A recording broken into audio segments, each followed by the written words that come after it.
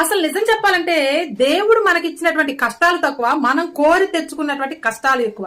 అదేంటనుకుంటున్నారా? నేను ఒకసారి అలవాట్లేంటో చెప్తాను, మీకున్నాయో లేవో చెక్ చేసుకోండి. నెంబర్ 1, నిద్ర సరిగా పోకపోవడం. అది మన చేతుల్లో పనే కదా, దేవుడి పని ఏం కాదు కదా. మన మైండ్ సెట్ ని బట్టి మనం ఎలా ఆలోచిస్తున్నాం, ఆ కష్టాలను ఎలా ఫేస్ చేస్తున్నాం, అవన్నీ ఆలోచించుకొని నిద్రను మీరు టైం టేబుల్ కరెక్ట్ గా పెట్టుకోండి. నిద్ర ఎందుకు పట్టదు చూద్దాం. నెంబర్ 2, లేటుగా తినటం. ఏ టైంకి పడితే ఆ టైం, ఒక్కొక్కరైతే 6కి 7కి డిన్నర్ కంప్లీట్ చేయాలని చేస్తారు. కానీ వర్క్స్ వల్ల కొంతమంది 11, 12, 10 అలా లేటుగా ఉండటం వల్ల మళ్ళీ ఇంకో వాయేసిస్తూ ఉంటారు. అంటే లేటుగా తినటం. అంటే నెంబర్ 3, డాక్టర్ దగ్గరికి వెళ్తే కొన్ని ప్రాబ్లమ్స్ దాచిపెడతారు, పూర్తిగా అన్ని చెప్పరు. డాక్టర్ దగ్గర కూడా దాచిపెడుతున్నారు కొంతమంది. అండ్ నెంబర్ 4, ఇంకా డ్రింకింగ్, స్మోకింగ్. ఇవన్నీ మనకు అవసరమా?